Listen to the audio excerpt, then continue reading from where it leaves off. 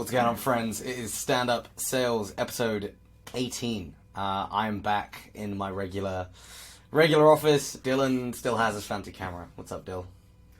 Back to the library. Back to the library. Yeah, indeed. I would love to see the other side of that room, because I've only ever seen that side of that room. I don't know what the rest of I don't know how big the room is. It's like an extra version of this. It's like two of these. So like my desk comes up to like here, and then there's another desk space. There you go. Yeah, it's like a little empty room. Where you spend 90% of your time. Correct. That is my life. Yeah.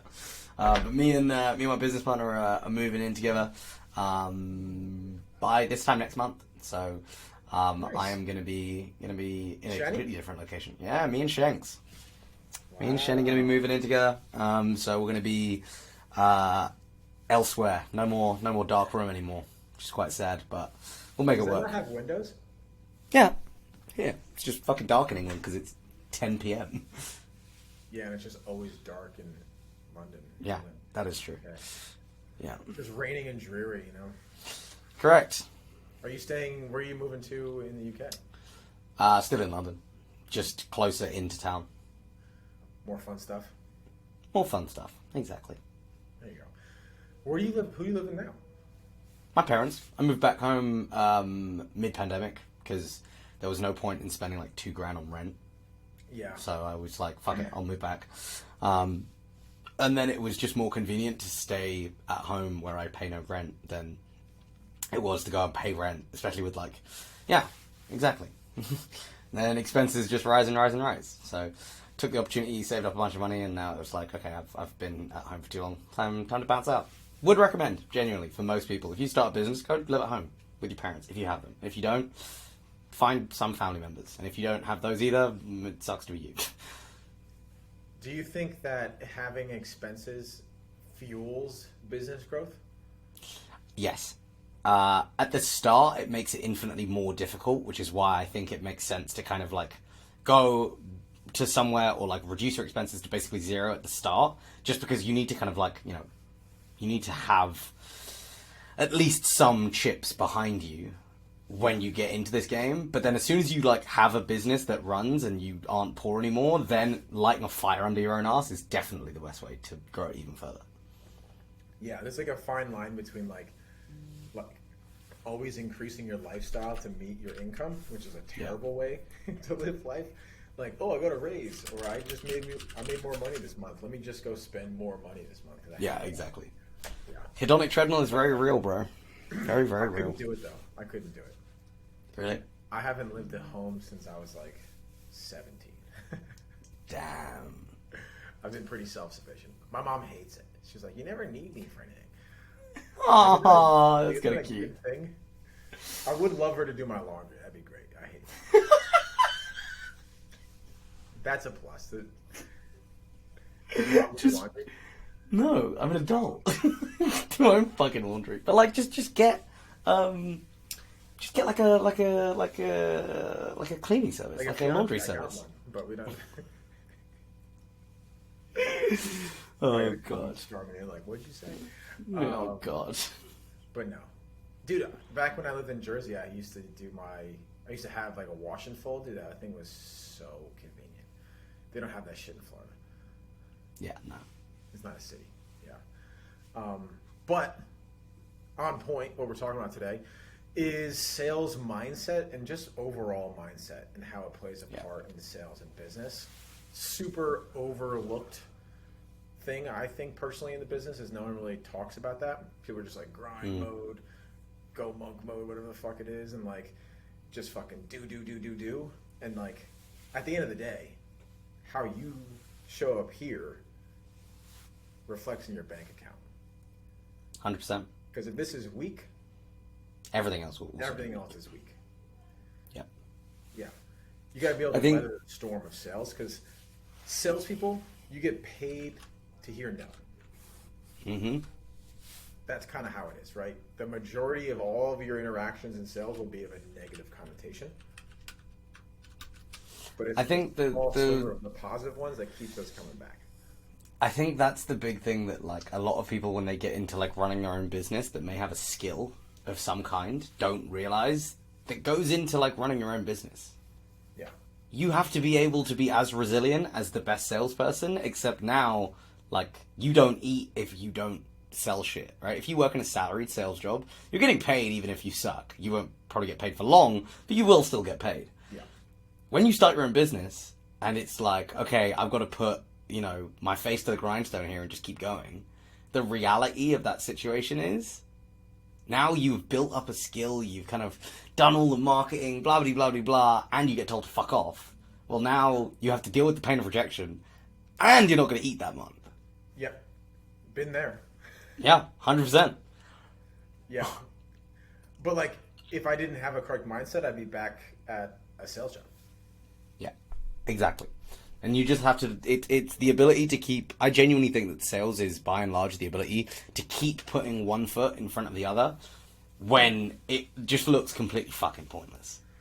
The true objection handling in sales is your own objection. Handling yourself, yeah. Handling your own thoughts and mindset objections.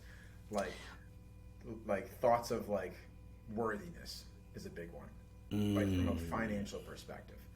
Because, like, if you go from making, like, say you join either one of our courses, right? You're most likely not in sales or making little to no money in sales. And what we put you in a position to do is to make more money than you've ever made before. But the funny thing about that is that, like you said, right? Like living your lifestyle to increase with your level of financial income is like, you'll lose that money if you don't know, or you're not, like, ready in your head to take on that type of money. Yeah, 100%. Ultimately, I think people only lose wealth because they think they don't deserve that wealth. And therefore they feel like, it doesn't matter what I do with the money. Whereas, yeah, everyone else is like, of course it matters, because you potentially may not make any more money. So how do you ensure that you stay rich? And like scarcity versus abundance mindset. Like, if you think in terms of scarcity, of like, this is the biggest commission check I'll ever make. It might be. Because you said it. It will be, because you said it. Yeah. If you believe it to be true. Yeah. Like, I read a book, super good book, is Secrets of a Millionaire Mind. Really good book by T. Harv Eker. You know it's a good book when you remember the fucking author's name of it. I listened to it on audiobook, and they make you, like, say, like, wealth affirmations. Like, you have to tap your fucking forehead, like, 3 times and say shit. Super corny in the moment, but, like, I remember that, and I say it all the time still. Like, I remember I was at the gym. I was like on the treadmill listening to it, and I was like, I have a millionaire mind. And someone looked at me and goes, like, what the fuck is wrong with you? What the fuck is this guy doing? Yeah. And I was like, improve my mindset about money, dude. You're also 6'4" and built like a brick shithouse, so no one's really going to say that too loudly. Yeah, you never know how loud you say stuff with headphones in your ear, right? But I just have this image of you, like, screaming this out loud in the gym. On the treadmill, like, just total douche. But, like, it's a big thing. Like, most of us didn't grow up in, like, massively affluent families or situations. So, like, we have an ingrained mindset that you have to overcome when you start making greater levels of income to, like, money doesn't grow on trees. My dad used to say it all the fucking time. Same. Yes, it does. Money is fake. Yes, it literally does. It's not real. Yeah. So with me in Nashville for last week, I made a mentor out there who is fucking awesome, and, like, I now quote from him on a very regular basis. He has become a millionaire, lost it, become a millionaire, lost it, become a millionaire, lost it 3 times. Started from 0 3 times, and now is worth, like, multi 9 figures, right? So if anyone is going to talk to me about money, and I genuinely believe whatever comes out of their mouth is going to be him. And he has a book called Money Grows on Trees. And he literally said to me, he was like, the biggest asset that you are going to develop is the ability to understand that you can find money as easy as you want. And I was like, you're going to have to explain this to someone who grew up with Indian parents who scrimped every penny and told him that money didn't grow on trees his entire life. So this is like a solid reframing of me. And even then, like, I have a way more of an abundant mindset than my parents do. But compared to someone like him, it's a completely different world. So, for example, this is an interesting one. What do you think this fucking multi-nine-figure millionaire, what do you think his third favorite asset class is to buy? Is it like something crazy? It's pretty out there. I wouldn't say it's crazy, like, but it's definitely not what you expect. The top two are obvious ones. Top two are obvious ones. Real estate? Real estate and stocks. Stocks, yeah. S&P. Yeah. So the Yeah. third one. Third one. I'm gonna say vending machines. Interesting, but I would say that's still a business model. Like, you still need to run that. Think pure asset.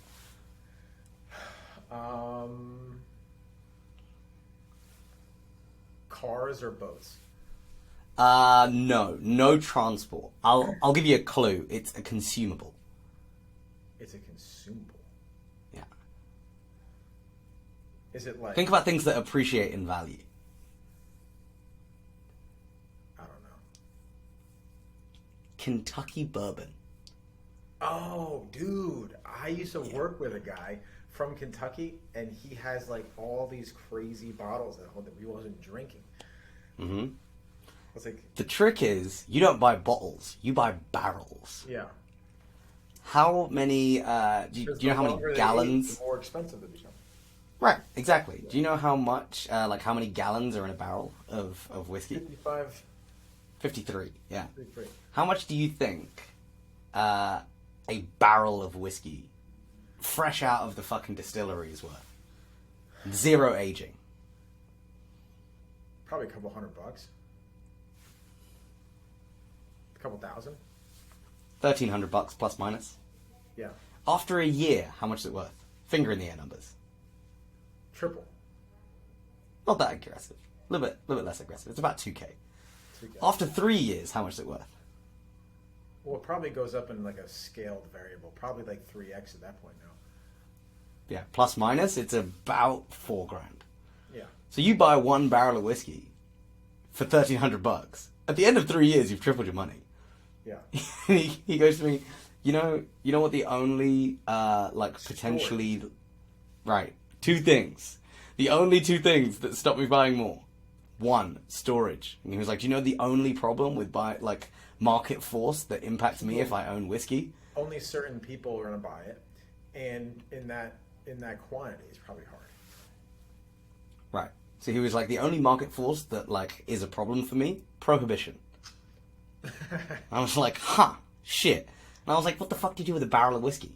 And he goes, well you sell on that barrel. Prohibition happens, it like 30x's. Think about Al Capone. Yeah. Right? His logic is, I can go and sell, let's say I want to completely dilute all of the money that I have in whiskey. You want to go and sell that. Okay, well then you pick any of the whiskey distillers that bottle whiskey. Yeah. And you say, hey, I have 50 barrels of whiskey. Yeah. You have to pay for this 3-year whiskey that I have. You have to pay me what? 3 by 50. Let's call it 4 by 50 for easy math's sake. 200 grand. Yeah. Okay, great. How much did you buy those 50 barrels for? 50 grand. Yeah. 150 grand in 3 years. Do you want to do it? Yeah, thin air, right? He goes, okay, what happens if, Dylan, your agency, what happens if you want to send a personalized bottle of automated revenue fucking whiskey to all of your clients? Let's say you have 200 clients. Yeah. Would you pay me 50 grand for that privilege? That's what? It's like $400 client? No. $250 client? Something like that. Okay. That's a pretty cool business model. Right? Like branded whiskey. Uh-huh. How much did you spend for one barrel? $1,300. Yeah. 200 clients at $250 a bottle is fucking good money. He was like, congratulations, you turned $1,000 into $50,000 in 3 years doing no work. He was like, money grows on trees. Yeah. Yeah, money grows on trees. have to go find You just don't understand it. Yeah, exactly. Yeah, it's 100%. knowledge and mindset. Yeah. Like if you told it to someone, it makes logical sense. Mm-hmm. But for them to find that opportunity and similar opportunities is something completely out of the realm of thinking. Yeah, exactly. And the exact same thing is about sales, right? Like if you go into your sales job being like, oh, fucking this prospect's going to be shit. They're never going to buy. Guess what? They're never going to buy, right? Because the way you will ask questions is going to suck. The way that you frame the offer is going to suck, right? Subconsciously, you don't want them to buy. Yep. So they're not going to do it, right? That's a massive thing that I had to overcome. Yeah, same. Is like, and you're more of a disqualifier than I am. I'm always trying to see the good in situations and opportunities to a fault. Where you're like, fuck off. What is the issue with this motherfucker? I'm going to disqualify him. So you probably battle with it more than I do. Like, you get someone booked on your calendar and you're like, this guy has a quality of someone else that sucks, so I'm just going to assume that this guy also sucks, right? It's a definite 100% thing that people fall into. I think the way that I've kind of turned it into, like we were talking about, like reframing, like turning it into a positive, if you can get into the habit of saying, hey, I have a feeling that this guy sucks. This is a hypothesis I'm willing to be proved wrong on, and then you go into it and actively try and prove that you are wrong, great. Yeah. Or sorry, actively try and prove that you're right and that you were, initially correct, that this person does suck, great. Then you are, fulfilling what you're meant to be doing by DQing people that suck. If you go onto it and you're like, oh, this guy sucks, and then you do a bad job, and then they suck because of that, that's your own fault. You just didn't do your job. Yeah, they're always going to suck at that point. They're always going to suck in that situation, 100%. Yeah. Another sales mindset is like, I'm not worthy of that client. That's something, or like, I'm not worthy of like X result. That's a massive thing that I personally had to overcome, right? Mm-hmm. Like understanding that like what you like your self-worth in a sales call is very important.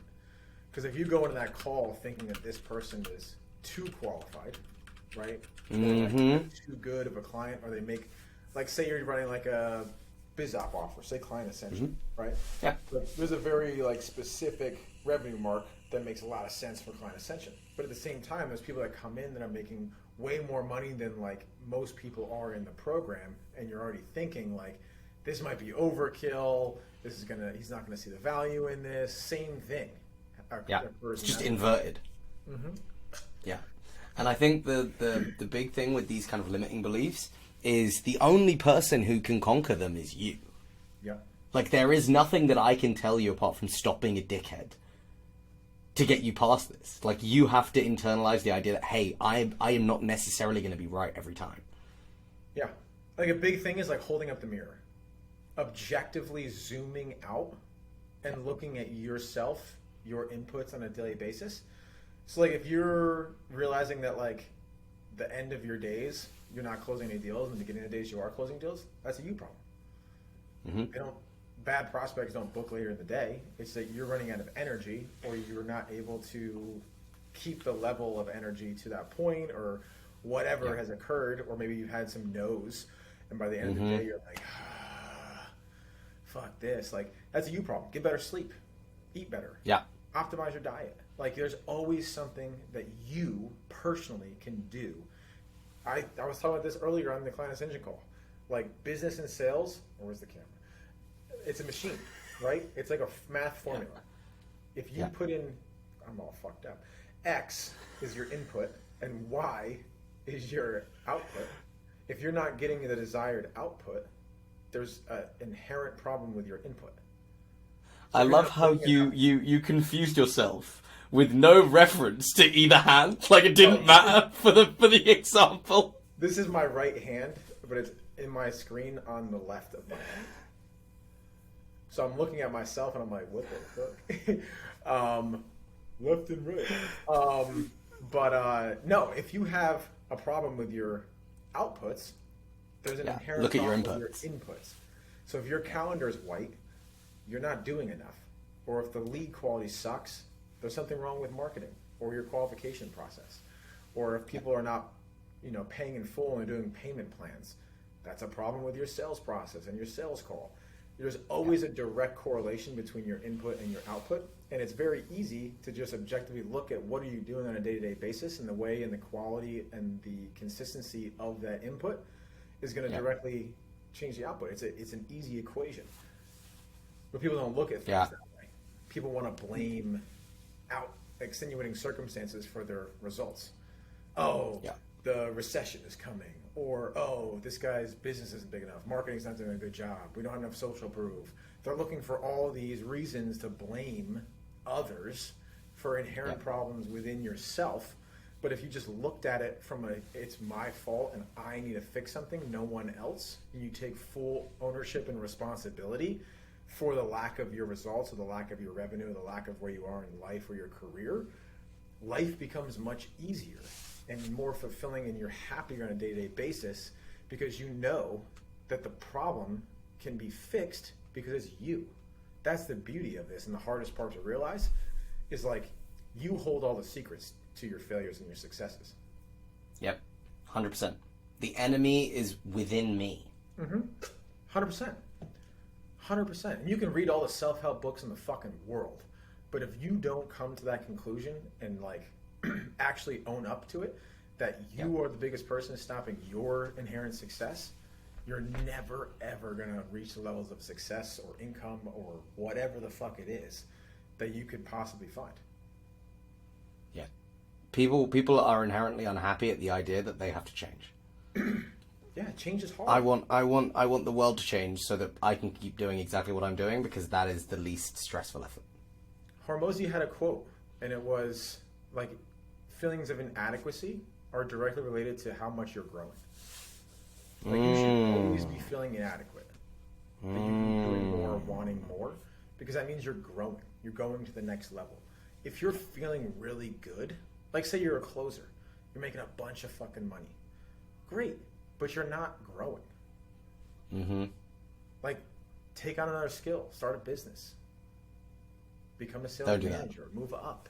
Don't do any of those things. Keep being a closer. But yeah, I need closers that stick around and be closers, Dylan. I don't need you giving them smart ideas. But no one wants to be a closer for 5 years. Dude, I met someone recently who started as a closer in their 20s, and they were pushing 40 and they were still doing closing. Like, yes, the money is good, but the growth is not good. But equally, all right, again, to play devil's advocate here, there are people who stay in the same dead-end jobs for 25, 30 years. Are they happy?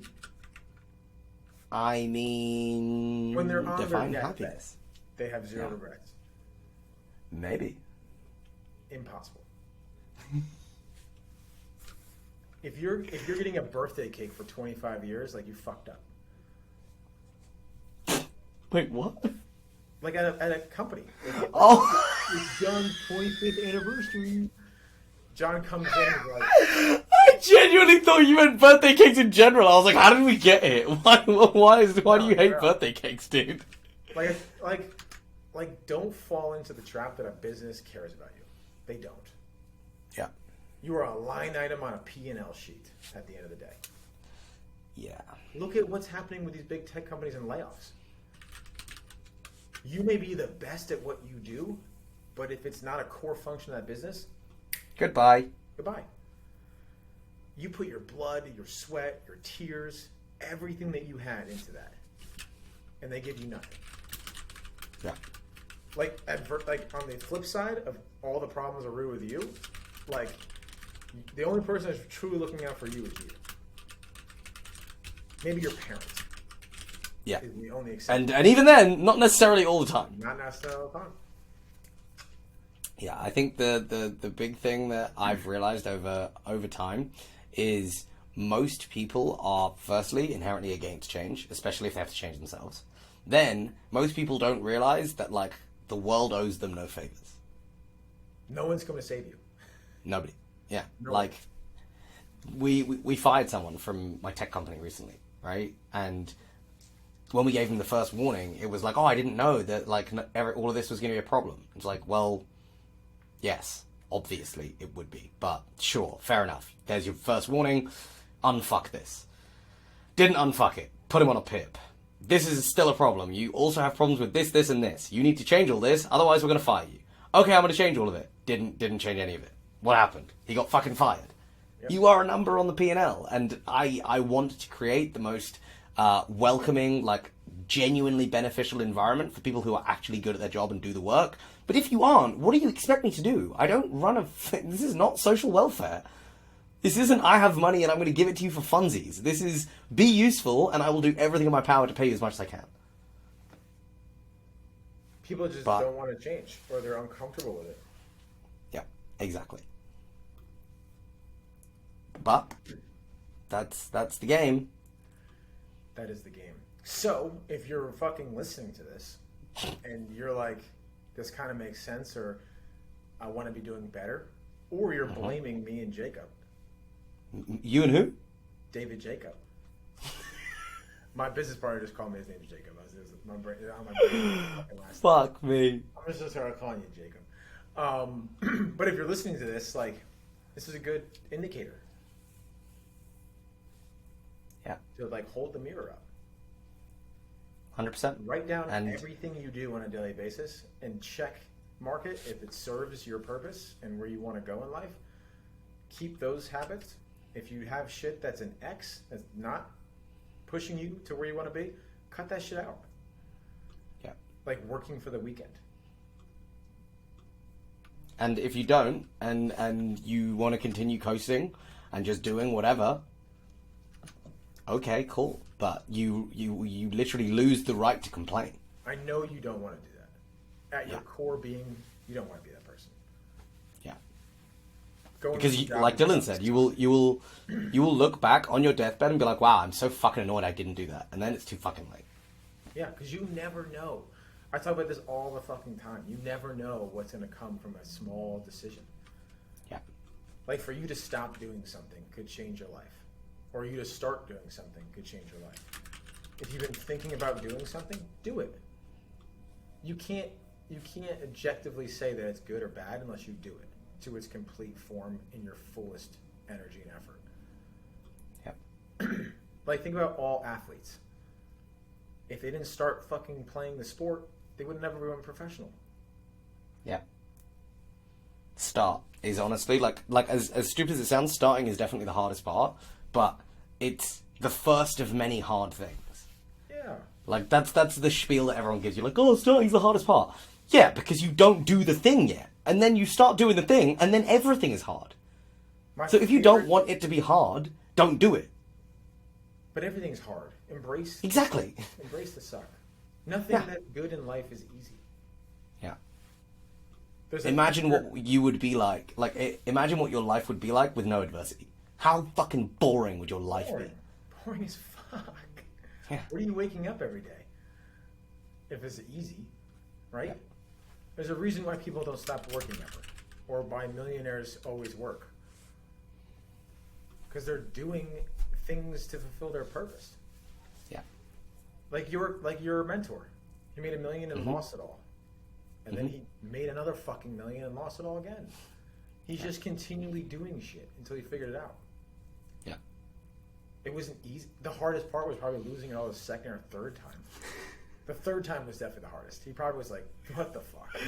I asked him about this, and he was just like, at that point, it's like, do I just never do this again? Do you just chalk it up, just soak it, and be like, all right, cool, I just don't have this in me, or no, just keep going again? Yeah. He kept it up. And there's a picture that I always look at. It's my favorite picture of all time. It's people digging a hole or a tunnel, and there's diamonds on the other side of it. The one guy's like this close to the diamonds, and he's like disgruntled and walking away. And there's another guy that's not close, but he's still digging. And it's like you never know when you're about to break through and get to the diamonds. So just always continue to dig. Keep digging. Yeah, 100%. Like, the first year of our agency, we 100% could have quit at the end of the year and been like, you know what? We tried it for a year. It didn't work out. We didn't hit 10K in a fucking month like everyone else on Twitter supposedly did. Sack this off. We're not going to do it. And we were like, you know what? We'll give it another year. Let's see what happens. And then literally fucking 2 months later, we did more revenue in 1 month than we did the previous 12. It's like, oh, would you look at that? We just needed to keep going. And then you just keep hitting milestones. You just keep doing it again and again and again, and better shit comes along. Like, at no point, when I was in consulting at fucking 23 years old, did I think that I would run a tech company that does 6 figures. No, I wouldn't. Nope. But here we are, right? So you just have to keep going. And I think that's the big thing with mindset. It applies to sales, it applies to business, it applies to your fucking daily life. Just keep doing the thing. Just keep doing the thing until you figure out eventually that it works, and then eventually it will work. And it might take you a week, it might take you a month, it might take you 6 months, it might take you fucking 10 years. Who gives a shit? Just keep doing the thing. It doesn't matter. Exactly. And keep buying stuff that makes you better at the thing.